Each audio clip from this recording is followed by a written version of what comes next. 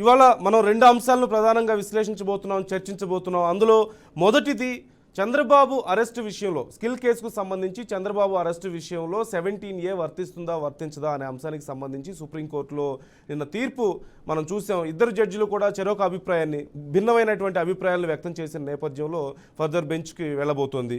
మరి ఈ నేపథ్యంలో ఈ కేసుకు సంబంధించి పరిణామాలు ఏ విధంగా ఉండబోతున్నాయి, మరి ఇది ఎవరికి ఎదురు దెబ్బ, అసలు ఎవరికి సానుకూలంగా ఉంది ఇప్పుడున్న పరిస్థితుల్లో ఈ కేసు అనేది ఒకటి మాట్లాడబోతున్నాం. అలాగే షర్మిల PCC చీఫ్గా ఉండబోతున్నారు, ఆంధ్రప్రదేశ్లో ఎన్నికయ్యారు. ఈ నేపథ్యంలో మరి రాజకీయ సమీకరణాలు ఎలా మారబోతున్నాయి, ఎవరికి నష్టం ఎవరికి లాభం, షర్మిల కాంగ్రెస్ను లీడ్ చేస్తున్న నేపథ్యంలో అనేది మనం డిస్కస్ చేయబోతున్నాం. మనతో ఈరోజు తులసిరెడ్డి గారు జాయిన్ అవుతున్నారు, ఆంధ్రప్రదేశ్ కాంగ్రెస్ సీనియర్ నాయకులు. అలాగే ప్రసాద్ గారు, KS ప్రసాద్ గారు సీనియర్ అనలిస్ట్ మనతో స్టూడియోలో అందుబాటులో ఉన్నారు. రాయపాటి అరుణ గారు జనసేన పార్టీ నాయకురాలు మనతో జూమ్ లైవ్లో సిద్ధంగా ఉన్నారు. అలాగే చింతాడ రవికుమార్ గారు వైఎస్ఆర్ పార్టీ జోనల్ ప్రచార విభాగం ఇన్ఛార్జ్, ఆయన కూడా మనతో సిద్ధంగా ఉన్నారు లైవ్లో. ముందుగా మీ అందరికీ BRK న్యూస్కు స్వాగతం అండి. రైట్, ఒకసారి నేను ముందుగా చింతాడ రవికుమార్ గారితో మాట్లాడతాను. రవికుమార్ గారు, 17A విషయంలో నిన్న సుప్రీంకోర్టులో ఇద్దరు జడ్జిలు కూడా భిన్న అభిప్రాయాలు మనం చూసాం. సరే, ఫర్దర్గా పరిణామాలు ఏ విధంగా ఉండబోతున్నాయి అనేది పక్కన పెడితే అన్ని పేపర్స్లో ఒక రకంగా ఉంటే సాక్షిలో మాత్రం ఈ అంశాన్ని కొంచెం డిఫరెంట్గా హైలైట్ చేశారు. ఇదేదో చంద్రబాబుకు ఒక పెద్ద ఎదురు దెబ్బలాగానో, లేదంటేనేమో నిర్ధారించేసింది కోర్టు చంద్రబాబు విషయంలో అన్న స్థాయిలో కనిపిస్తున్నాయి విశ్లేషణలు. మీ పార్టీ అలాగే చూస్తుందా ఈ అంశాన్ని? పెద్దగా ఏమి పురోగతి లేదు కదా.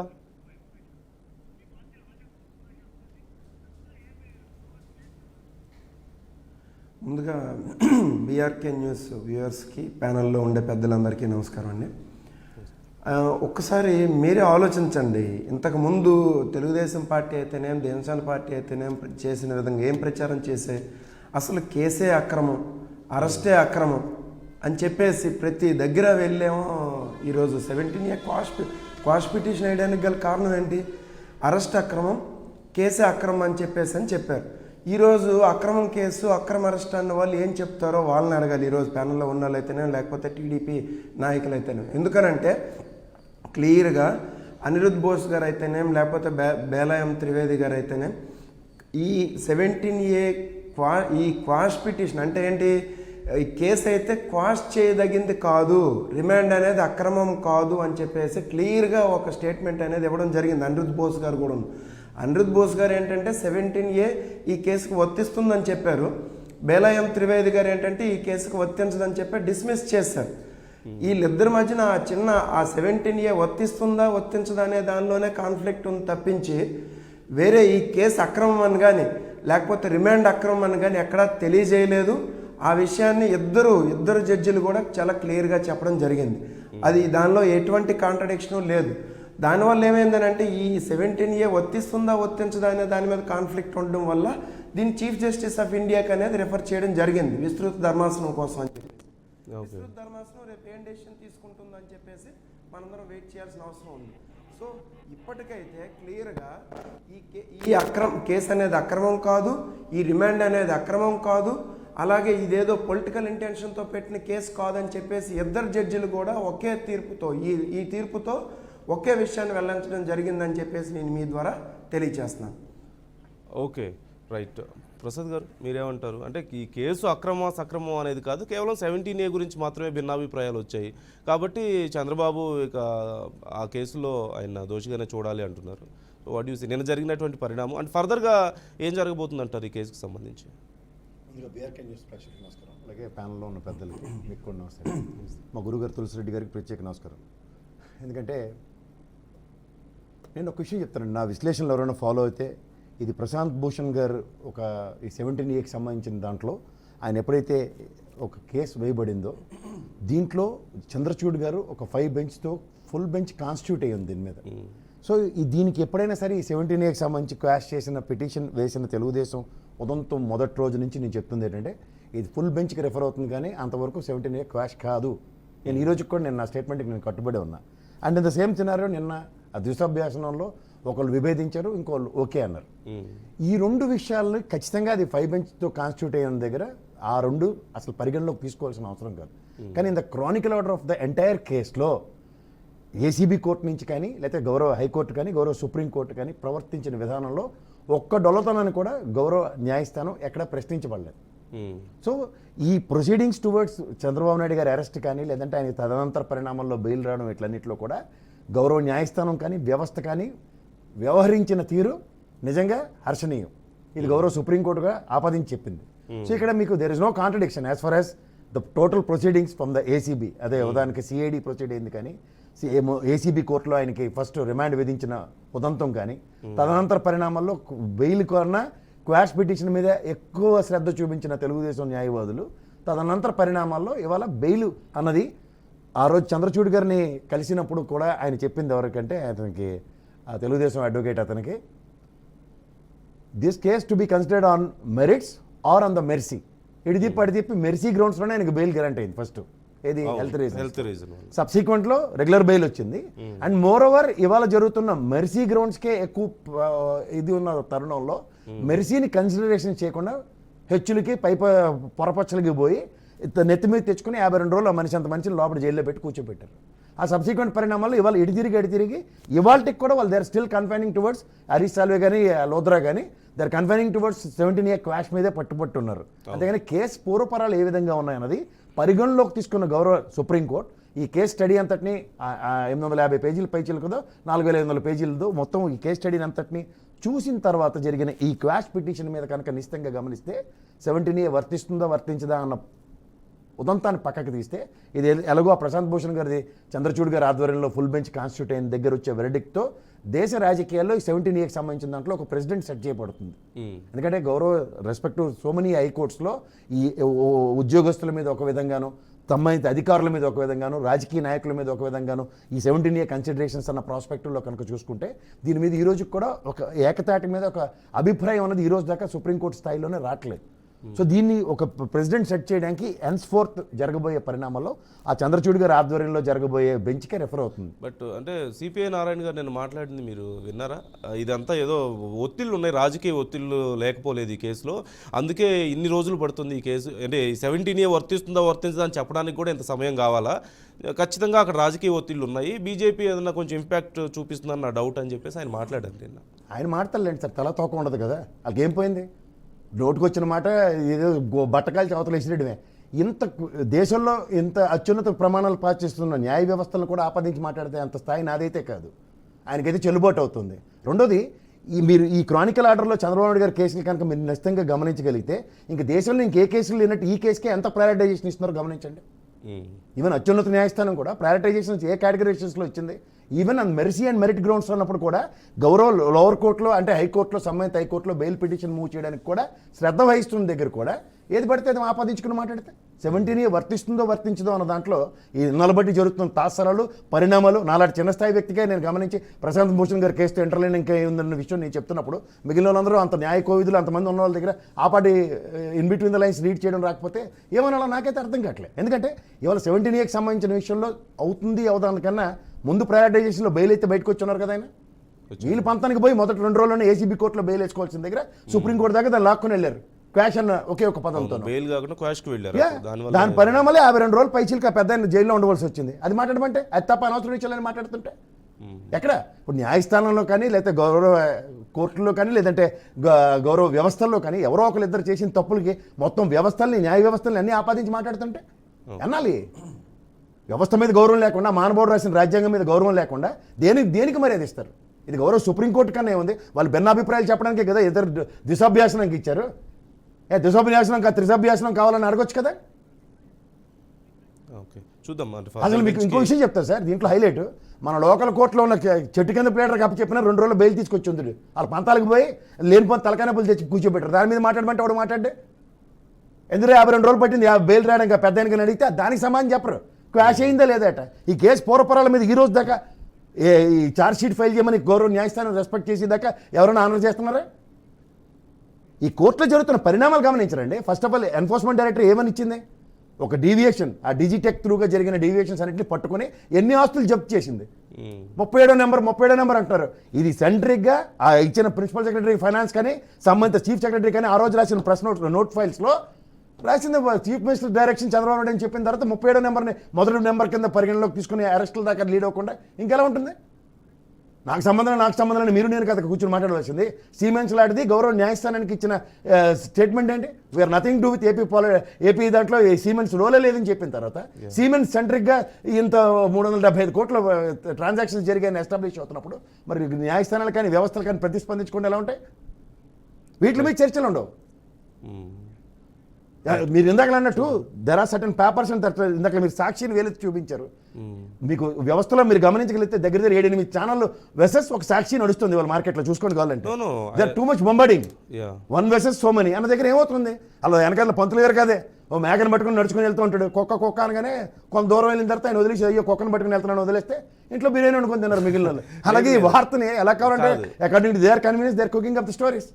కాదు వైఎస్ఆర్సీపీ నాయకులు ఉన్నారు కాబట్టి సాక్షిలో ఒక కోణంలో హైలైట్ చేయబడింది కాబట్టి నేను అడగాల్సి వచ్చింది. నేను అంటుంది అది కాదండి, ఒక కోణంలో ఒక్కొక్కడు ఒక్కొక్క కోణం తీసుకుంటున్నాడు.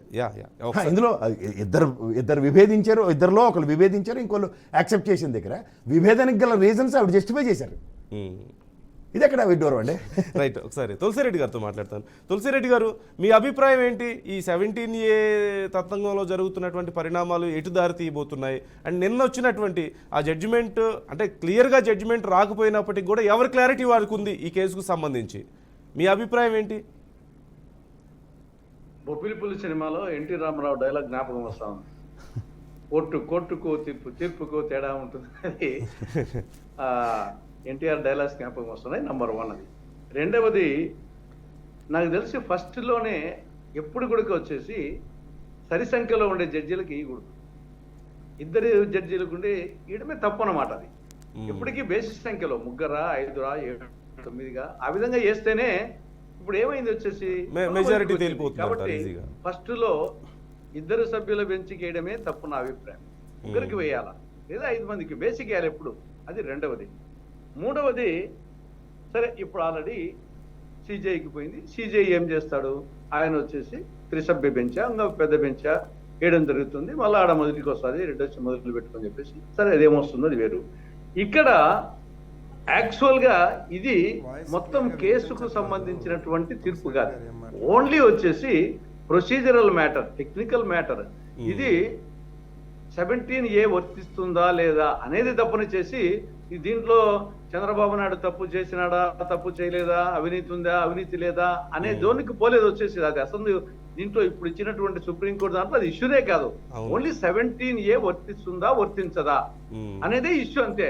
కాబట్టి టెక్నికల్ మ్యాటరే. కాబట్టి దాని గురించి ఒకరికి అనుకూలమో ఒకరికి వ్యతిరేకమో అనుకోవాల్సిన అవసరం లేదు.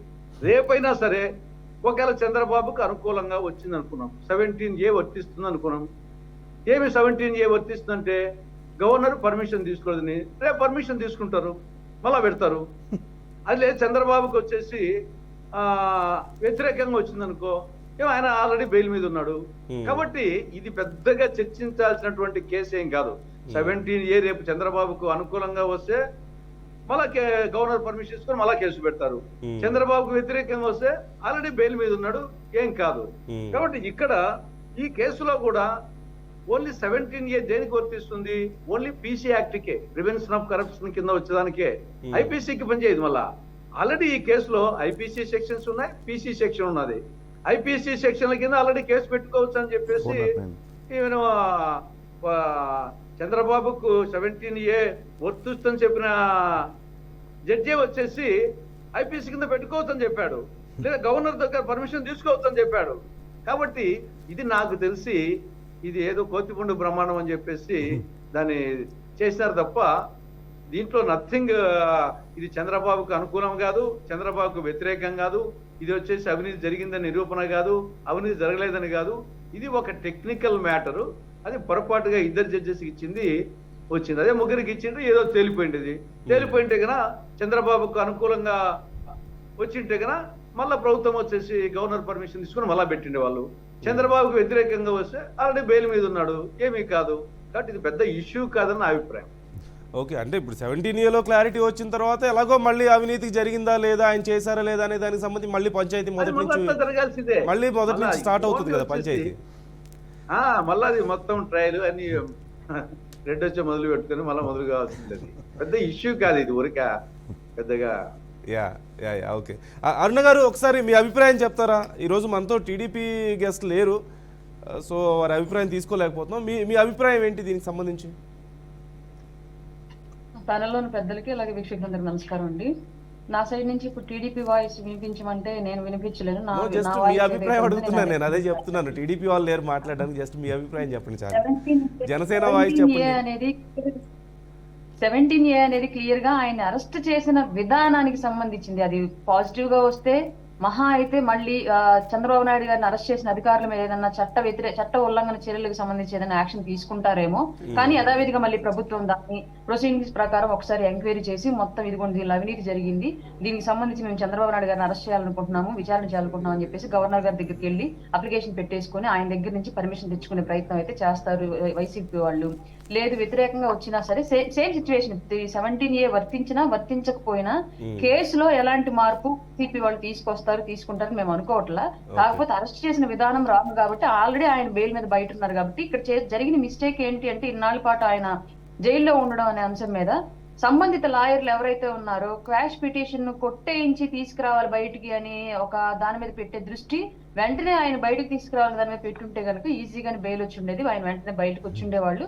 కానీ ఆయన ఏంటంటే నేను నిజాయితీ అని నా నిజాయితీని నేను నిరూపించుకుని బయటకు వస్తానని చెప్పేసి ఆయన మంకు పట్టుకొని కూర్చోవడంతో సంబంధిత లాయర్లు కూడా దాని మీద బేస్ చేసుకొని పాపం వాళ్ళ వల్ల కాక అన్ని రోజులు ఆయన జైల్లో ఉండాల్సి వచ్చింది. దీనికి సంబంధించి ఇది పెద్ద పెనుమార్పులు ఏమీ రాదు, పాజిటివ్ వచ్చినా నెగిటివ్ వచ్చినా ఈ కేసు ఇలాగే ఉంటుంది, ఇలాగే జరిగింది. కరెక్టే. 17A విషయంలో క్లారిటీ వస్తుంది మహా అయితే.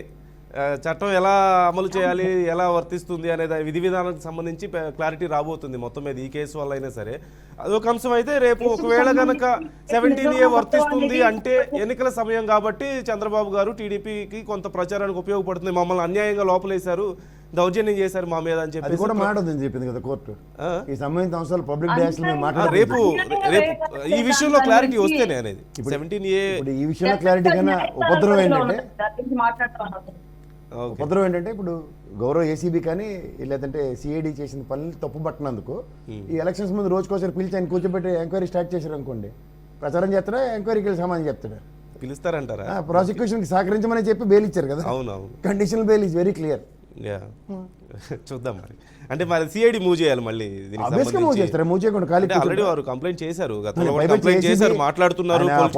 మీటింగ్ పెట్టిందానికి ఆడి పాడేసుకున్నారు కదా కూర్చొని, వాళ్ళు వదులుకుంటారు అవకాశం. అంటే సిఐడి మూవ్ చేయాలి మరి. అది అంటే ఎందుకులే పోక్ చేయడం అని చెప్పి మేబీ ప్రభుత్వం కూడా కొంచెం అవకాశం దొరికినప్పుడు దొరికిన అవకాశం. ఎన్నికల సమయం కదా, అందుకని మేబీ సైలెంట్ గా ఉండే ఛాన్స్ లేదంటారా? అవునండి, వ్యవస్థ ఎందుకు సైలెంట్ గా ఉంటుంది? వ్యవస్థకి ఎలక్షన్ కోడ్ ఆఫ్ కండక్ట్ లో ఈ కేసులు బాధించొద్దని గౌరవ న్యాయస్థానాలకు కానీ సిఐడి కానీ పనిచేయద్దని చెప్పి మళ్ళీ ఇప్పుడు సిఐడి ఇండివిజువల్ గా అలా వర్క్ చేస్తుందా లేదా అనేది మళ్ళీ కొత్త చర్చ వస్తుంది. మనం మళ్ళీ తర్వాత మాట్లాడదాం దీని గురించి. దీంట్లో కంటిన్యూస్ అంటే అంత ఇండివిజువల్ బాడీయా, అంత ఇండివిజువల్ గా వర్క్ చేయగలుగుతుందా సొంతగా అని చెప్పేసి మళ్ళీ బాడీ కన్సిడరేషన్ లేకపోతే ఎప్పుడో సిబిఐ అదే అనేది పరువులోకి వచ్చింది కదా. ఖచ్చితంగా నేను మళ్ళీ మీతో మాట్లాడతాను ఈ అంశం గురించి. రైట్, ఆంధ్రప్రదేశ్ కి కాంగ్రెస్ కి షర్మిల గారు లీడ్ చేయబోతున్నారు, కాంగ్రెస్ అధిష్టానం కన్ఫర్మ్ చేసేసింది. ఈ నేపథ్యంలో మరి పరిణామాలు ఏ విధంగా ఉంటాయి, ఎవరి ఓటింగ్ చీలుతుంది షర్మిల గారు కాంగ్రెస్ని లీడ్ చేయడం వల్ల, కాంగ్రెస్ తరఫున ఆవిడ ముందుకెళ్లడం వల్ల అనేది ఒక చర్చ. తులసిరెడ్డి గారు ముందుగా మీరే రెస్పాండ్ అవ్వాలి అంశానికి సంబంధించి. షర్మిల గారు మరి మొత్తానికి పగ్గాలు చేపడుతున్నారు, ఇది మీకు ఎంత ప్లస్ అవుతుంది? నిజంగా వైఎస్ఆర్సీపీ ఓటు బ్యాంకును చేల్చగలుగుతుందని మీరు అనుకుంటున్నారు? మీ ఎక్స్పెక్టేషన్స్ ఎంత ఉన్నాయి షర్మిల గారి మీద కానీ, ఇప్పుడు జరుగుతున్నటువంటి కాంగ్రెస్ పరిణామాల మీద కానీ? ఇక్కడ మా లక్ష్యం వచ్చేసి జగన్ ఒక్కనే ఓడించడం కాదు, మా లక్ష్యం కాంగ్రెస్ పార్టీ అధికారంలోకి రావడం. మేము అధికారంలోకి రావాలంటే జగన్ ఓడిపోవాలా, అంటే వైకాపా ఓడిపోవాలా, టీడీపీ ఓడిపోవాలా, జనసేన ఓడిపోవాలా, బీజేపీ ఓడిపోవాలా, మేము అధికారంలోకి రావాలి. కాబట్టి మా ఉద్దేశం వచ్చేసి వైకాపా ఒక్కటి ఓడిపోవాలని కాదు, మేము అధికారంలోకి రావాలని మా లక్ష్యం. ఆ లక్ష్య సాధన కోసం వచ్చేసి మాకు మంచి శకునాలు కనపడతా ఉన్నాయి. ఆ మంచి శకునాలు ఏమంటే, ఒకటి వచ్చేసి ఉభయ తెలుగు రాష్ట్రాల్లో కాంగ్రెస్ పార్టీకి వనవాసం ముగిసింది. ఇప్పుడు గత వైభవం ప్రారంభమైంది, చరిత్ర పునరావృతం కాబోతా ఉంది. మొన్న కర్ణాటకలో ఎన్నికల ఫలితం వచ్చేసి తెలంగాణ మీద పడింది. కర్ణాటక తెలంగాణ ఎన్నికల ఫలితాల ప్రభావం వచ్చేసి ఆంధ్రప్రదేశ్ మీద పడతా ఉంది.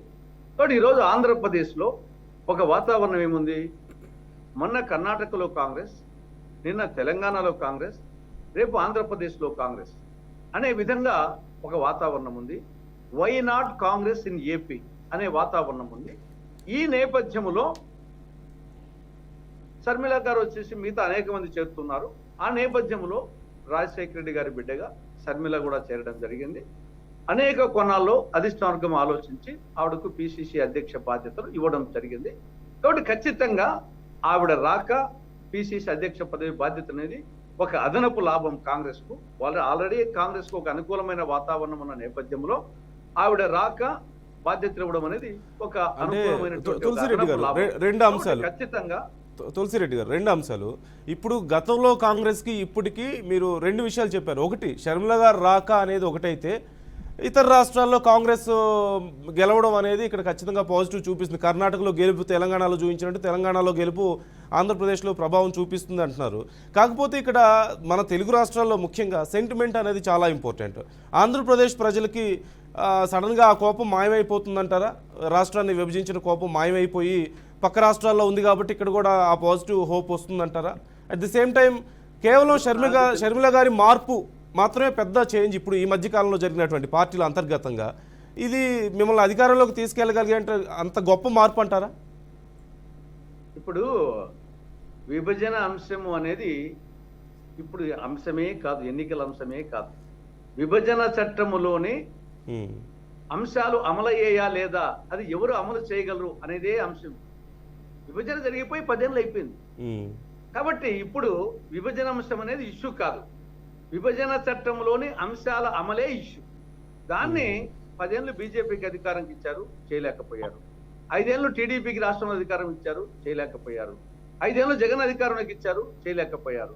కానీ కాంగ్రెస్ ఒక్కటే అది ప్రత్యేక హోదా ఇవ్వాలి అన్నా, రాయలసీమకు ఉత్తరాంధ్రకు స్పెషల్ డెవలప్మెంట్ ప్యాకేజీ ఇవ్వాలన్నా, విభజన చట్టంలోని 108 సెక్షన్లు 13 సెక్షన్స్ షెడ్యూళ్ల కింద ఉన్నటువంటి ఆ అంశాలు అమలు చేయాలన్నా, కడప జిల్లాలో స్టీల్ ప్లాంట్ మొదలుకొని దుగరాజపట్నం ఓడరేవు, పోలవరం పూర్తి, Visakha metro, Vijayawada metro, Visakha Chennai industrial corridor, Visakha railway, ఇవన్నీ చేయాలి అంటే ఒక్క కాంగ్రెస్ తోనే సాధ్యము అనేది ఇది మెయిన్ గా మా యొక్క అస్త్రం.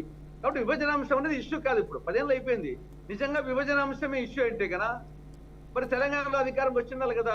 2014లోనే తెలంగాణ అనుకూలంగా విభజన జరిగింది, ఆంధ్రాకు వ్యతిరేకంగా జరిగింది. ఆంధ్రాలో వ్యతిరేకంగా జరిగింది కాబట్టి రాలేదు అనుకున్నాం.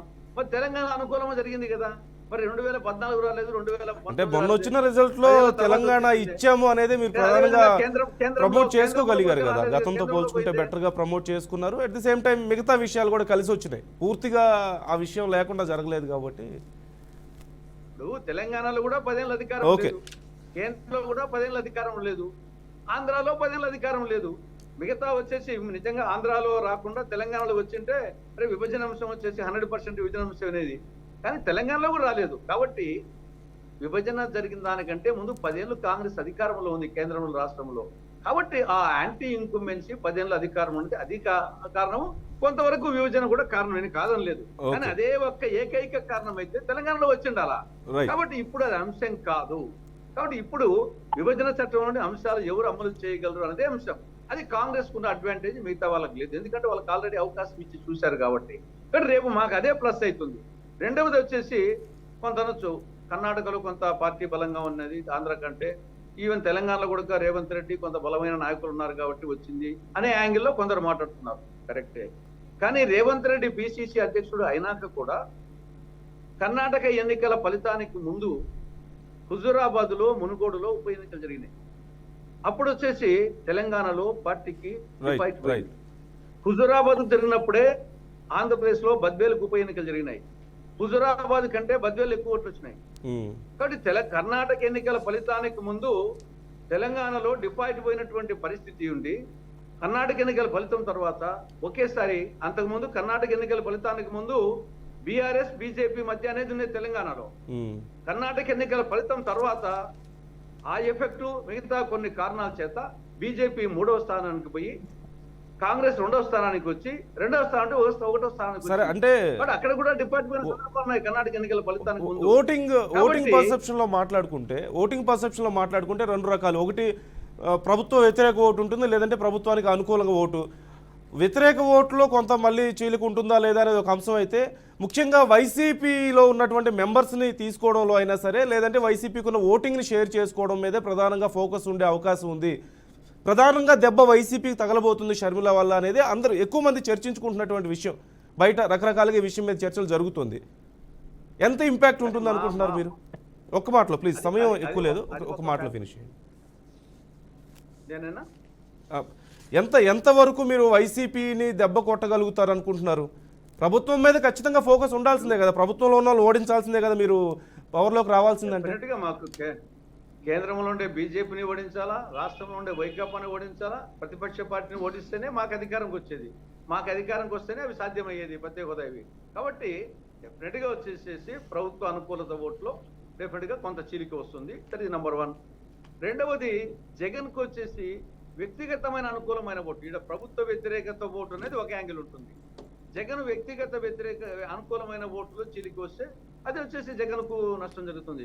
కాబట్టి ప్రభుత్వ వ్యతిరేకత ఓటు చీలినందువలన టీడీపీకి జనసేనకు నష్టం జరగచ్చు. జగన్మోహన్ రెడ్డి వ్యక్తిగత అనుకూల ఓటు చీలినందువల్ల జగన్మోహన్ రెడ్డికి వ్యతిరేక నష్టం జరగచ్చు. రైట్. మాకు వాళ్ళకు ఎవరికి నష్టం అనేది మాకు ఇమ్మెటీరియల్, మాకు లాభమా లేదనేది మా అవసరం. ఆలోచిస్తాం తప్ప ఏదో జగన్ ఒక్కని దృష్టిలో పెట్టుకొని మేము వచ్చేసి ఆలోచనలు లేము. అధికారంలోకి రావడమే మా లక్ష్యంగా పనిచేస్తున్నాం. రైట్. ప్రసాద్ గారు మీరేమంటారు? అంటే రేపు షర్మిల గారి ఇంపాక్ట్ వైఎస్ఆర్సీపీ మీద ఎంత అంటే? ఎవరో అయితేనే కానీ వివరం తెలియదు అన్నట్టు పెద్దలు కేవీపీ గారు, నెక్స్ట్ ఇప్పుడున్న రుద్రరాజు గారు, పాల్నవన్ రాజు గారు, కిషోర్ చంద్రదేవ్ గారు, మా గురుగారు తులసిరెడ్డి గారు, తర్వాత రఘువీరారెడ్డి గారు, శైలజానాథ్, కనుమూరు బాపిరాజు, ఇలాంటి అతిరథ మహారాజులు అందరూ ఉన్న తెలుగు నేలలో కాంగ్రెస్ పార్టీ పునర్వైభవం సంతరించుకోవడానికి కాంగ్రెస్ పార్టీని నిట్టనిలుగా కాడి వదిలేసింది ఎవరంటే జాతీయ కాంగ్రెస్. వాళ్ళకి జయరాం రమేష్, దిగ్విజయ్ సింగ్ మీద ఉన్న శ్రద్ధలో అనా పైసా ఈ రాష్ట్రాన్ని రాజశేఖర రెడ్డి గారి ఆయనలో 10 అడుగులు ముందుకు నడిపించిన వీళ్ళెవరి మీద కన్సర్న్ లేదు. ముఖ్యంగా ప్రజలకు కూడా రఘువీరారెడ్డి గారికి ప్రత్యేక హోదా మీద ఉన్న కన్సర్న్లో ఇంకెవరికి కూడా లేదనుకోండి నేను చెప్పగలను. ఎందుకు అంటే ఆయన ప్రతి పోలీస్ స్టేషన్లోనూ ఆ రోజు జాతీయ స్థాయిలో ఒక మూమెంటం తీసుకొచ్చాడు ప్రత్యేక హోదాకి.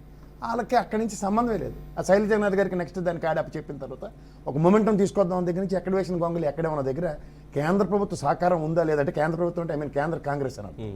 ఏడకు వచ్చేసరికల్లా మళ్ళీ ఇడిచి పడితే ఈ పని ఏదో అప్పుడే ముందు చేస్తే ఇదే జగన్మోహన్ రెడ్డి గారికి సముచిత స్థానం లేకపోతే ఏదో ఇచ్చుంటే రాజశేఖర రెడ్డి గారి కుటుంబానికి వాళ్ళకి అర్థమైన విషయం ఏంటంటే ఇటు తిప్పి అడి తిప్పి రాజశేఖర రెడ్డి గారి కుటుంబం లేకపోతే కాంగ్రెస్ జాతీయ స్థాయిలో కూడా దిక్కుదేవం లేదన్నది ఇంకోసారి తేటతెల్లమైంది. ఎందుకంటే తెలుగు రాష్ట్రాల నుంచి 42 మంది ఎంపీలు ఇక్కడ ఉన్న దగ్గర తరుణంలో శాసించే స్థాయి కలిగిన కాంగ్రెస్ ఎట్టి పరిస్థితుల్లోనే ఇక్కడ అధికారం అన్నది 10 సంవత్సరాలు చూపించిన తర్వాత జాతీయ స్థాయిలో కూడా యూపీఏ గవర్నమెంట్ సస్టైన్ అయింది. ఇది ఆర్థిక బాండాగారాలు అంటారు ఇట్లని. ఇవాళ ఇటు తిప్పి అడి తిప్ప షర్మిలమ్మ అంటే మళ్ళీ రాజశేఖర రెడ్డి గారు అన్ని రోజులకే దిక్కుదేవన అయింది వాళ్ళకి. ఇప్పుడు దానికి 10 సంవత్సరాల పాటు పొరపచ్చలేందుకు, ఈ రాష్ట్రం విడగొట్టడం ఎందుకు, ఎన్ని తాపత్రయాలు పడ్డం ఎందుకు? ఇక్కడ ఏంటంటే సముచిత స్థానం ఇవ్వాల్సిన వ్యక్తులకు ఇవ్వకుండా అలా లాస్ట్ బాల్ 6 కొట్టేతన కిరణ్ కుమార్ రెడ్డిని ఈ పనికిమాలిన బ్యాచ్ని నమ్ముకున్న పాపానికి కాంగ్రెస్ పుట్టుములిగింది. ఆ రోజు నిజంగా నిటనలో నిలబడిన ఇలాంటి పెద్దవాళ్ళకి ఎక్కడికైనా కన్సిడరేషన్ ఆంధ్రప్రదేశ్ నుంచి వచ్చి ఉంటే ఇవాళ ఇంత చిన్న బెన్నం కాకపోయినందును కదా. ఇప్పుడు ఎంత కాదన్నా అలా కావూరు సాంబశివరావు బీజేపీకి పోయేదో చూపించాడు కదా, రాయపాటి సాంబశివరావు తెలుగుదేశంకి గెలిచి చూపించాడు కదా. ఎవరైనా మీరు చూడండి కావాలంటే విభజనానంతర పరిణామాల్లో కొంతమంది చెట్టుకోడు పుట్టకోడు అయిన తర్వాత ఇవాళ బొత్స సత్యనారాయణ గారు, ధర్మాన ప్రసాద్ వీళ్ళందరూ వైఎస్ఆర్సీపీలో ఉన్నా సరే how they are continuing their battle. YS లెగసీలో నాట్ లెగసీ అండి, కాంగ్రెస్ ఒరిజినల్ ఫ్లేవర్ ఎప్పటికీ ఉంటుంది. వాళ్ళు కాంగ్రెస్ ఆచ్ఛేదంలో వాళ్ళు ఉన్న దగ్గర వాళ్ళు ఇడిది పడితే తెలుగుదేశంలో జాయిన్ అవ్వలేరు కదా. ఇప్పుడు సైద్ధాంతిక విభేదం ఉన్న వాళ్ళు ఎవరు తెలుగుదేశంతో అనుసంధానించుకుని పనిచేయడం రేరెస్ట్ ఫెనామినా. అందుకే 90% ఆఫ్ ద పీపుల్ వెళ్ళైపోయారు, 10% తెలుగుదేశంతో సమాయత్తం అయ్యారు. ఇవాళ వాళ్ళు కూడా చూడండి రాయపాటి గారు బయటకు వచ్చి ఎలా మాట్లాడుతున్నారు. ఇవన్నీ చూస్తున్న పరిణామంలో ఇడిది పడి తిప్పి రాజశేఖర రెడ్డి గారి కుటుంబమే దిక్కు అన్నదానికి మరి ఆయనతో విభేదించడం ఎందుకు, ఇవాళ వాళ్ళ చెల్లిని తీసుకొచ్చి పిసిసి చేసుకోవడం ఎందుకు? ఇంతమంది నేను చదివిన ఈ లిస్టులో ఎవరు కూడా ఇచ్చేలేదు. రుద్రరాజు గారు ఇవాళ థ్యాంక్స్ చెప్పాల్సింది ఎవరికంటే ఫస్ట్ రేవంత్ రెడ్డి గారికి. నాకు తెలంగాణలో అమ్మాయి అక్కర్లేదు అన్నాడు, హ్యాపీగా సక్సెస్ఫుల్గా ఆ మాడ్యులేషన్ సాధించుకోగలిగాడు. అధికారం కోసం ఇవాళ షర్మిలమ్మ కనుక నిలబడి ఉంటే 25 స్థానాల దగ్గర ముక్కుతో మూలుగుతూ గెలిచిన కాంగ్రెస్ ఉంది ఇక్కడ. అదే పని ఆవిడ చేసి ఉంటే బీఫామ్లు ఇవ్వలేని అభ్యర్థిగా నిలబెట్టవచ్చు, లేదంటే రాజశేఖర రెడ్డి గారి లెగసీతో కనీసం నియోజకవర్గంలో 500 నుంచి 100-2,000 ఓట్లు రావు ఆవిడకి.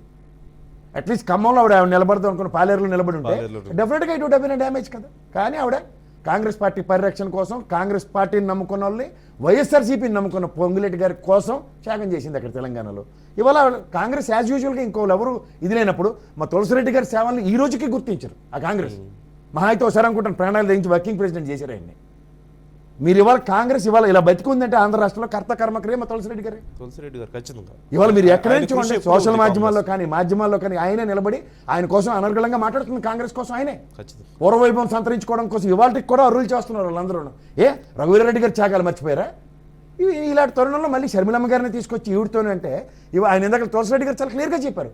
యుద్ధం మొదలైన తర్వాత తన మన మాన బాధలు ఏముండవు, అందరితోనూ సమంగానే, అది వైఎస్ఆర్సీపీ అనండి, తెలుగుదేశం అనండి, బీజేపీ అనండి, ఎవరైనా స్పేర్ చేయకుండానే మాట్లాడవలసి వస్తుంది. అయ్యో మా అన్నయ్య, అయ్యో మా తమ్ముడు అని కన్సిడరేషన్ ఉండదు. అలాగే తెలుగుదేశం అంటే ప్రత్యక్ష రైవలరీ వాళ్ళకి.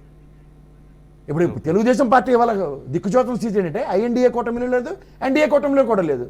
అలాంటప్పుడు వీళ్ళు దేని గురించి స్పేర్ చేస్తారు? వీళ్ళు హ్యాండ్ డిస్టెన్స్లో ఉన్న వైఎస్ఆర్సీపీ ఎంతో తెలుగుదేశం కూడా అంతే పరిస్థితిలో ఉంది వాళ్ళకి. అండ్ ఓవరాల్గా ఈ పరిణామాలన్నిటికీ ఒక అడుగు ముందుకెళ్ళడానికి ఇప్పుడు వైఎస్ఆర్సీపీకి ఖచ్చితంగా దగ్గర 80-90 మందికి టికెట్లు ఎవరు, అందులో పాత కాంగ్రెస్ బ్యాచ్కి పార్సారథులు అటువంటి అయితే ఎత్తేసేసారు. వీళ్ళందరూ సైద్ధాంతిక విభజించిన దగ్గర మళ్ళీ పునరావాస కార్యక్రమం కాంగ్రెసే అవుతుంది. గతంలో జరిగినట్టు నేను చెప్తుంది. అట్లీస్ట్ 60-70% మళ్ళీ కాంగ్రెస్లోకి మళ్ళీ పునరాగమనం చేశారు అనుకోండి. పవన్ కళ్యాణ్ చిన్నపిల్లల్ని చేసి ఒక మాట చెప్పాడు, జ్ఞాపకం ఉందో లేదో మీకు, ఓటు బ్యాంక్ చీలనేమనని. జ్ఞాపకం ఉందా? ఇక్కడ మొదలైంది దానికి బీజాలు. ఎలా మొదలైంది తెలుసా? వాళ్ళ పార్టీలోనే ఆ పొంగనూరు నిలబడినాడు వేరే పార్టీ పెట్టేశాడు. వాళ్ళ పార్టీలో ఎంపీ కింద కంటెస్ట్ చేసిన జేడీ లక్ష్మణ్ పార్టీ పెట్టేశాడు. ఇవాళ వీళ్ళందరినీ యాంటీ ఇన్కంబెన్సీ ఓటు అందరినీ తీసుకొచ్చి కాంగ్రెస్లో చేర్చుకుంటే ఏం కావాలి? So many cooks spoil the dish. ఇక్కడ పల్లారాజేశ్వరం ఎమ్మెల్సీ ఎలా గెలిచాడు మీకు తెలియదా? సో ఇటు కోదండరామ్ గారు ఎంత అతిరేత మహారాజులు అందరూ ఓటు బ్యాక్ నేను చేయలేమని చెప్పిన పవన్ కళ్యాణ్ గారు ఆ ఇదిని షర్మిల గారు చీల్ చేస్తున్నాం కాదు. ఆ కాంగ్రెస్ పార్టీలోకి పునరాగమనం చేసిన వాళ్ళందరికీ ఖచ్చితంగా ఒక వెసులుబాటు వస్తుంది కదా. ఓకే, ఉదాహరణకి ధర్మాన ప్రసాద్కి టికెట్ లేదు, ఇంట్లో కూర్చోడు కదా ఆయన. సో ప్రధానంగా టీడీపీ జనసేనకే దెబ్బ అంటారు, వైసీపీకి ఏమో ఆబ్వియస్గా ఇప్పుడు ప్రభుత్వ వ్యతిరేకత అనేది స్టాండర్డ్గా ఎంత ఉందండి. ఒకడు పంచుకొని పోయారు ఇంకో 4 వచ్చిన నష్టం ఏంటి? ఇవాళ ఆ పార్టీలు పెట్టుకుని ఇవాళ కూర్చోలేదు కదా. లెగసీ ఓటు బ్యాంక్ అనేది వాళ్ళ దగ్గర స్థిరంగా ఉంది. ఒక తెలుగుదేశం కానీ వైఎస్ఆర్సీపీ కానీ దగ్గర 40% వాళ్ళ దగ్గర స్థిరంగా ఉంది, సురక్షితంగా ఉంది. షర్మిల కూడా వైఎస్ లెగసీలో భాగమే కదా, మరి ఎందుకు చేయలేరు అంటారు? ఇప్పుడు ఆర్కే వస్తున్నారు ఇక్కడికి, అలాగే నాతో పాటు ఇంకా చాలా మంది. కోటంరెడ్డి శ్రీధర్ రెడ్డి వాడు ఆర్కే అన్న వాళ్ళు విశ్వసనీయతకి వీర విధేయతకి పెట్టింది పేర్లు. వాళ్ళు ఏదో పార్టీలు వాళ్ళకి సముచిత స్థానాల గురించి కాదు, ఆ పార్టీ కన్నా వాళ్ళ కుటుంబాన్ని పరిరక్షించే బ్యాచ్ కేవీపీ. మీరు లైన్ చేస్తారు చూడండి, కేవీపీ, రుద్రరాజు, షర్మిల గారు, ఈ 3 ఒకటే లైనే కదా. కేవీపీ ఎవరండి? రాజశేఖర రెడ్డి గారి ఆత్మ. తులసి ఎవరు? కేవీపీ ఆత్మ ఎవరు? రుద్రరాజు. ఇవాళ ఆత్మలు 2 పక్కకి వెళ్ళి షర్మిలమ్మకి తీసుకొచ్చారు. ఏ రాజైతున్నాడు ఇలా పల్లోడు కొట్టుకోవడానికి 10 ఏళ్ళు పట్టింది ఆయనకి మళ్ళీ తీసుకొచ్చి పునర్వైభవం సంతరించుకోవడానికి. మళ్ళీ రాజశేఖర రెడ్డి గారు లేకపోతే దిక్కు దివాన్ లేదని 2 రాష్ట్రాల్లో ప్రూవ్ అయింది. రేవంత్ రెడ్డి గారు మొదలెట్టిన మాట ఏముంది? కాంగ్రెస్ కాంగ్రెస్ కాంగ్రెస్. ఎప్పుడు నేదురుమల్లి జనార్దన్ రెడ్డి గారిని ఎత్తుకుని వస్తున్నారు హైటెక్ సిటీ దగ్గర. నేను దావోస్లో కూడా ఎవరికి నష్టం కలిగించాడు? ఇవన్నీ చూడండి ఒకసారి. ఎండ్ ఆఫ్ ద డే ఈ జయరాం రమేష్, ఈ దిగ్విజయ్ సింగ్ లాంటి వాళ్ళు చేసిన దాష్టికానికి తెలుగు రాష్ట్రం బలైపోయింది. అసలు నిజమైన ద్రోహులు వాళ్ళు. ఈ ప్రత్యేక హోదా విషయంలో అధికారంలోకి వస్తే ఆ రోజు కూడా బీజేపీ పక్కదారి పట్టించింది మన రాష్ట్రాలకి. ఎవడో ఈ వెంకయ్యనాయుడు, ఆ చనిపోయిన అరుణ్ జైట్లీ శుభ్రంగా కాగితమే పెట్టింది మా మన్మోహన్ సింగ్ గారు. దేవుళ్ళ మంచి అయినా నిజం సార్. ఇవాళ పట్టిన అన్నం తింటున్నాం అంటే వాళ్ళు పెట్టిన బెక్సే ఆ పివి నరసింహరావు గారు, మన్మోహన్ సింగ్. ఇలా ఎవరండి వచ్చి ఆ ట్రిలియన్లు బిలియన్లు పొగడి కబుర్లు చెప్పుకుంటూ ఈ తెలుగుదేశాన్ని జనసేనని మోసం చేయడానికి తప్ప వాళ్ళు దేనికి పనికిరారు. వీళ్ళు అమాయకులు కాబట్టి అలంకాలు తిరుగుతున్నారు. ఈ రోజుకి కూడా ఆయన పెట్టిన బెక్స్తోనే దేశం 10 అడుగులు ముందుకెళ్తుంది ఆర్థిక విధానాల్లో. కొత్త విధానమే లేదు ఈ రోజుకి. అలాంటి వ్యక్తులు ఉన్న పార్టీలో ఇవాళ చేజేట్లేరా? అలా పర్మనెంట్ శిష్యులకు పుట్టుముంచుకున్నారు. ఏది వాళ్ళకి ఏదైనా సార్ పునాదులు కదిలిపోతాయంటారు చూడండి. తెలుగు రాష్ట్రాల పునాదులు. సౌత్ ఇండియాలో ఇంత బాండాగారాలు ఉన్న దగ్గర కాంగ్రెస్ పవర్ పోతే ఎక్కడి నుంచి రిట్రీవ్ అవుతుంది? రైట్. ఒకసారి అరుణ గారు మీరేమంటారు? ప్రధానంగా జనసేన టీడీపీ ఓటు, ఈ వ్యతిరేక ఓటు కైవసం చేసుకుందాం అనుకున్న ప్లాన్ మొత్తం డైవర్ట్ అయిపోతుంది షర్మిల గారు రావడం వల్ల. వైసీపీకి నష్టమేం లేదు అంటున్నారు, మీ అభిప్రాయం ఏంటి? ఆరోగ్యవంతమైన వాతావరణంలో ఎన్ని పార్టీలు వచ్చినా సరే పార్టీలకు మధ్య ఉండే ఓటు బ్యాంక్ అనేది ట్రాన్స్ఫర్ అవ్వడం అనేది సర్వసాధారణ విషయం. షర్మిల గారు పార్టీ పెట్టడాన్ని మేము స్వాగతిస్తున్నాము. ఫస్ట్ విషయం. రెండోది, ఈ టైంలో పార్టీ పెట్టడము అంటే ఖచ్చితంగా అది యాంటీ గవర్నమెంట్ ఓటుని స్ప్లిట్ చేయడానికి పెట్టిన విధానం అనేది డెఫినెట్ గా అందరం విశ్వసించాల్సిన విషయం ఇది. ఇప్పుడు జగన్మోహన్ రెడ్డి గారు ఆల్రెడీ అధికారంలో ఉన్నారు కాబట్టి అధికారంలో ఉన్న వ్యక్తి నుంచి వచ్చి కాంగ్రెస్ లో ఎప్పటికీ మళ్ళీ పుంజుకొని మళ్ళీ అధికారంలోకి వచ్చేది ఆంధ్ర రాష్ట్రంలో చెప్పలేము. అది ఇప్పట్లో జరిగే విషయం కాదు. ఎవరికి వాళ్ళకి ఓను నమ్మకాలు ఉండొచ్చు, కానీ జనరల్ గా నార్మల్ ఓటర్ గా నార్మల్ గా చూసే వ్యక్తులుగా చేయడాల్సి వస్తే కాంగ్రెస్ అనేది ఆంధ్రప్రదేశ్ లో అధికారంలోకి రావడం ఇప్పట్లో జరిగే విషయం కాదు, అది క్లియర్ గా. అయినా సరే ఎలక్షన్ కు ముందస్తుగా వచ్చి పార్టీని పెట్టి అధికార బాధ్యత అంటే పార్టీ ఉన్నప్పటికీ కూడా అధికార బాధ్యతలు షర్మిలాకు అప్పచెప్పి ఇప్పుడు దాన్ని ఊపు చేసే ప్రయత్నం చేశారు అంటే ఇన్నాళ్లుగా సైలెంట్ గా ఉండి ఖచ్చితంగా అది వైసీపీకి ఫేవర్ చేయడానికి, ప్రతిపక్షాలకు నష్టం చేకూర్చడానికి అన్నట్లుగానే అందరికి అనిపిస్తున్న విషయం. అంటే కాంగ్రెస్ అలాగే పార్టీ మొదటి నుంచి వైసీపీకి కూడా ఫేవర్ చేయాలని అనుకుంటుందా? డెఫినెట్ గా ఇప్పుడు యాంటీ గవర్నమెంట్ ఓటు అనేది 10 ఓట్లు ఒకే చోటకి వెళ్లాల్సి వస్తే 10 ఓట్ల నుంచి ఒక 3 ఓట్లు 2 ఓట్లు ఇంకొక చోటకి వెళ్తే ఆటోమేటిక్ అది లాభించేది అధికార పార్టీకే కదండి. డెఫినెట్ గా అదొక అంశం.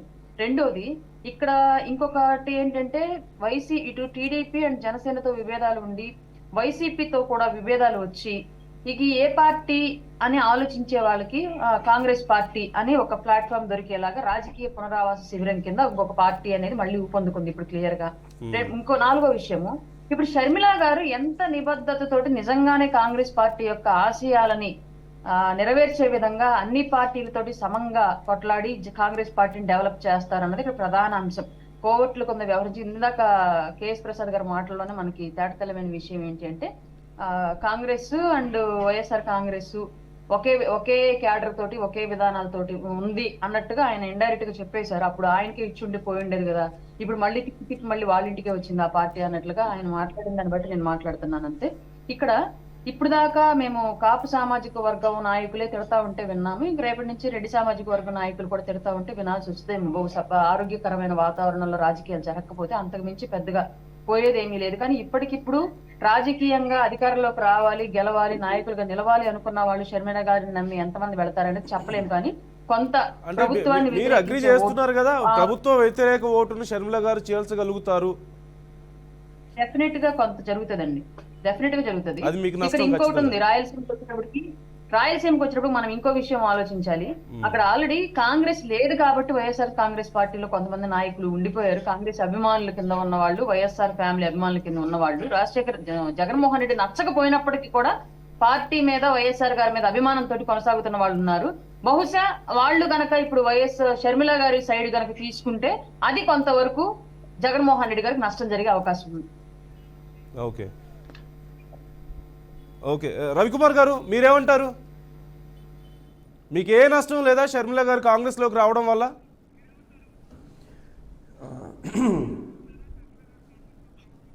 ఇండి ఒక్క విషయాన్ని ఇక్కడ గుర్తుపెట్టుకోవాలి. కాంగ్రెస్కి ఏంటంటే మన ఇప్పుడు పెద్దలు ప్రసాద్ గారు అన్నట్టు ఇప్పటి వరకు కేవీపీ రామచంద్రరావు గారు అయితేనే, లేకపోతే మన ఇప్పుడు పెద్దలు ఉన్న తులసిరెడ్డి గారు అయితేనే, లేకపోతే పల్లంరాజు గారు, వీళ్ళెవరూ బాగు చేయలేని కాంగ్రెస్ని షర్మిల గారు వచ్చి బాగు చేసేస్తారనేది అది ఒట్టి మాట అండి. ఎందుకనంటే కాంగ్రెస్ పార్టీ ఏపీ స్టేట్కి చేసినటువంటి అన్యాయాన్ని ప్రజలు ఎప్పటికీ మర్చిపోరు.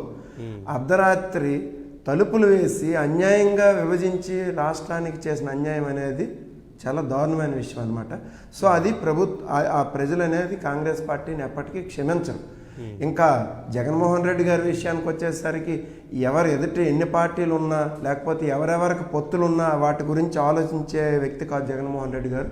ఆయన క్లియర్గా ఒకటే చెప్తున్నారు, నేను మీ కుటుంబానికి లబ్ధి చేకూర్చానని మీరు నమ్మితేనే ఓటు వేయండి అని చెప్పేసి. అలాగన్న నాయకుడు ఈ దేశంలో ఎవరైనా ఉన్నారా? మీరు ఒకసారి ఆలోచించండి.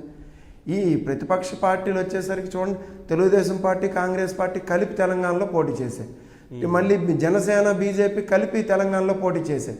ఇక్కడికి వచ్చేసరికి తెలుగుదేశం పార్టీ కాంగ్రెస్తో ఉంటుందో తెలియదు, బీజేపీతో ఉంటుందో తెలియదు. సో ఇవన్నీ ఏంటంటే జగన్మోహన్ రెడ్డి గారిని అసాల్ట్ చేయడం, జగన్మోహన్ రెడ్డి గారిని ఏదో ఓడించాలనే ఉద్దేశం ఇక్కడ కనిపిస్తుంది, కానీ ఇంకొకటి లేదు. జగన్మోహన్ రెడ్డి గారు ఏంటంటే ప్రజలు నమ్ముకొని ఉన్నారు, ప్రజలతోనే ఆయన ఖచ్చితంగా సెయిల్ అవుతున్నారు. ప్రజలను నమ్ముకొని నేను లబ్ధి చేకూర్చాను అంటేనే నాకు ఓటేయండి అన్నారు తప్పించి ఇంకో విషయం లేదు. కాబట్టి కాంగ్రెస్ కేవలం ఓటు కోణంలోనే కాకుండా కొంత మోరల్ గా కూడా అనేది లేదు. అంటే కొంత మోరల్ గా కూడా ఇది జగన్మోహన్ రెడ్డి గారికి ఏమన్నా దెబ్బయ్యే అవకాశం లేదంటారా? అంటే జగనన్న వదిలిన బాణం, ఆయన కోసం పాదయాత్ర చేశారు, పార్టీని నిలబెట్టారు ఆయన జైల్లో ఉన్నప్పుడు. ఇప్పుడు తీరా అంటే ప్రజల్లోకి ఒక చర్చను టీడీపీ నాయకులు తీసుకెళ్లారా ఎవరు తీసుకెళ్లారా అనేది పక్కన పెడితే ఆయన పట్టించుకోలేదు, చివరికి చెల్లిని వదిలేశారు, తల్లిని వదిలేశారు అంటూ ఇలా ఒక పెద్ద చర్చను తీసుకెళ్లిన తరుణంలో చెల్లి వచ్చి మళ్ళీ ఆపోజిట్ పార్టీలో చేరి ఆపోజిట్గా పోటీ చేయడం అంటే కొంత మోరల్గా నష్టం కాదంటారా జగన్మోహన్ రెడ్డి గారికి ఇదేమి? ఒక్క నిమిషం ఒక్క మాట చెప్తాను, జస్ట్ ఒక్క మాట చెప్పచ్చా? చెల్లిని వదిలేశారు, యా. తల్లిని వదిలేశారు అని అరుణ గారు, ఒక్క నిమిషం మాట్లాడుతున్న మాటలు కానీ ఏ రోజు విజయమ్మ గారు వచ్చి ఆ మాట అనలేదు, షర్మిలమ్మ గారు వచ్చి ఆ మాట అనలేదు. అంటే పరిణామాలు అనుకూలంగానే ఉన్నాయి కదా ఆ వాదనకి. కొంచెం మొదట నేను తెలంగాణ బిడ్డని నేను సో తెలంగాణకు వెళ్ళి నేను పీపుల్కి సర్వీస్ చేస్తానని చెప్పేసి ఫస్ట్ వెళ్ళి వైఎస్ఆర్ టీపీ అనే ఒక పార్టీని ఎస్టాబ్లిష్ చేశారు. అక్కడికి వెళ్ళినప్పుడే క్లియర్గా చెప్పారు, ఏ రోజైతే మా పార్టీ నుండి వ్యతిరేకంగా లేకపోతే వేరుగా వెళ్ళారో అప్పుడు ఆ వైఎస్ఆర్ టీపీకి కానీ వైఎస్ఆర్ కాంగ్రెస్ పార్టీకి కానీ ఎటువంటి సంబంధం లేదనే మాటని ఆ రోజు మా అధినాయకత్వమైన సజ్జల గారు క్లియర్గా చెప్పడం జరిగింది. ఆ తర్వాత ఆవిడ రాజకీయ ప్రయాణం ఎలా సాగించాలని ఆవిడ డిసైడ్ చేసుకొని వైఎస్ఆర్ టీపీ తర్వాత మళ్ళీ కాంగ్రెస్ పార్టీకి అక్కడ మద్దతు తెలిపి ఆ తర్వాత మళ్ళీ కాంగ్రెస్ పార్టీలో పూర్తి స్థాయిలో చేరి ఈ రోజు పరిణామాలు అంటే మోరల్ గా ఏమన్నా ఉంటుందా అనేది జరిగింది. కానీ ఏ రోజు ఆవిడ వెళ్ళి నేను జగన్మోహన్ రెడ్డి గారు నాకు ఏ రోజు అన్యాయం చేశారని కానీ జగన్మోహన్ రెడ్డి గారు అన్యాయం చేశారని ఏ రోజు షర్మిల గారు కానీ లేకపోతే విజయం గారు వచ్చి మాట్లాడలేదు. చేస్తున్న కుట్రలు అవి. మాట్లాడండి, దాని మీద మీరు సమాధానం చెప్పమంటే అది సరైన విషయం కాదనమాట. ఓకే అరుణ గారు, 2 మాటలు, సమయం లేదు ప్లీజ్. జగన్ గారి విషయంలో మీరు షర్మిల గారిని ట్రీట్ చేసే విధానంలో మోరల్ వాల్యూస్ గురించి మాట్లాడడానికి వైఎస్ఆర్సీపీ పార్టీ అనేది ఆ వాల్యూస్ పాటించదండి. ఎందుకంటే షర్మిల గారు కాంగ్రెస్ లో పార్టీని కలిపింది అని చెప్పిన మరుక్షణం నుంచి ఆంధ్ర రాష్ట్రానికి అధ్యక్షురాలకు తీసుకోబోతుందని వార్త వచ్చిన మరుక్షణం నుంచి షర్మిల గారి గురించి YSRCP party official social media నుంచి కానివ్వండి, ఆ పార్టీని అఫీషియల్ గా నడుపుతున్నటువంటి సోషల్ మీడియా అకౌంట్స్ నుంచి కానివ్వండి, షర్మిల గారి క్యారెక్టర్ గురించి, వాళ్ళ ఫ్యామిలీ గురించి, ఆవిడ ఎదిగిన ప్రస్థానం గురించి పడిన పోస్టులు, ట్వీట్లు, మెసేజ్లు కనుక మీరు చూస్తే మోరల్ వాల్యూస్ అనే ఒక పదాన్ని వైఎస్ఆర్సీపీ పార్టీ అనే ఒక పార్టీకి ఆపాదించి మాట్లాడటం మీరు కూడా మానేస్తారు. రైట్ తులసిరెడ్డి గారు ప్లీజ్. ఇప్పుడు నా పేరు వచ్చింది కాబట్టి చెప్తున్నాను. గతంలో నన్ను 2 సార్లు తీసుకోమని చెప్పారు. ఈవెన్ శైల్యనాథ్ తీసుకున్నప్పుడు, రుద్రరాజ్ తీసుకున్నప్పుడు నన్ను వచ్చేసి పిసిసి ప్రెసిడెంట్ తీసుకోమంటే నేనే వద్దన్నా. కాబట్టి ఎందుకంటే నీకు ఆర్థిక స్తోమత కావాలి కాబట్టి, నాకు అన్ని హంగులు ఉన్నప్పటికీ ఆర్థిక స్తోమత లేదు, ప్రజెంట్ పరిస్థితిలో ఎదుర్కోవాలంటే ఆర్థిక బలం అని చెప్పేసి నేనే వద్దన్నాను 2 సార్లు కూడా, ఒకసారి కాదు. శైల్యనాథ్ పెట్టేటప్పుడు అండ్ రుద్రరాజు పెట్టేటప్పుడు కూడా. కాబట్టి అది నా విషయం. రెండవది వచ్చేసి నేను చెప్తున్నాను, ప్రభుత్వ వ్యతిరేక ఓట్లు చెల్తాయి, జగన్ అనుకూల ఓట్లు చెల్తాయి. మా లక్ష్యం వచ్చేసేసి అధికారంలోకి రావడమే తప్ప జగన్ ఒక్కనే దృష్టిలో పెట్టుకొని మాత్రం కాదు. దీంట్లో ఆల్రెడీ కాంగ్రెస్ పార్టీకి వైభవం స్టార్ట్ అయింది. ఆ నేపథ్యంలో షర్మిల ఆగమనం కాంగ్రెస్ పార్టీకి అధ్యక్ష పదవి అనేది అడిషనల్ అడ్వాంటేజ్, అదనపు లాభం. కాబట్టి ఆ కోణంలోనే మేము ఆలోచిస్తున్నాం. మేము వచ్చేసి అధికారంలోకి రావడమే మా లక్ష్యం. 2 విషయాలు మాట్లాడిందంటే పిసిసి అధ్యక్షుడు పదవి గురించి నేను చెప్పట్లే. ఈ రాజ్యసభ సభ్యత్వం ఈ జయరాం రమేష్ లాంటికి ఇచ్చే అంత శ్రద్ధ ఆంధ్రప్రదేశ్ నుంచి ఈలాంటి ఇంత అతిరథ మహారథులు, ఎక్స్ మినిస్టర్స్ వీళ్ళందరూ, పల్లంరాజు గారు కానీ లేదంటే చాలా మంది కిషోర్ చంద్రదేవ్ గారు ఇలాంటి వాళ్ళు అందరూ, వాళ్ళకి ఎందుకు కన్సిడరేషన్స్ ఇవ్వట్లే? అండ్ పైపచ్చి వీళ్ళ ఎబిలిటీస్లో వాళ్ళ పురంధేశ్వర్ గారు లాంటి వాడు బయటికి వెళ్ళినా ఆ పార్టీ అధ్యక్షులే అయింది కదా. ఇంత క్యాపబిలిటీస్, ఇంత ఎఫిషియన్స్ ఉన్న దగ్గర వీళ్ళకి కన్సిడరేషన్స్ కాంగ్రెస్ జాతీయ స్థాయి నుంచి లేదన్నది నా ఫస్ట్ అప్రాక్షన్. రెండోది, వీళ్ళందరికన్నా ముందే జగన్మోహన్ రెడ్డి గారి కుటుంబం ఎంత స్మైల్ చేసిందంటే 2 years బిఫోర్ ఇదే రుద్రరాజు గారు, షర్మిలమ్మ గారు, డీకే శివకుమార్ గారు, ఎస్ఎం కృష్ణ గారు ఫామ్ హౌస్లో నేను ఎన్నో విశ్లేషణలో చెప్పా, ఓ పెద్ద మీటింగ్లో కాంగ్రెస్ గవర్నమెంట్ కర్ణాటకలో వస్తుందని 2 years బిఫోర్ స్మైల్ చేశారు వాళ్ళు.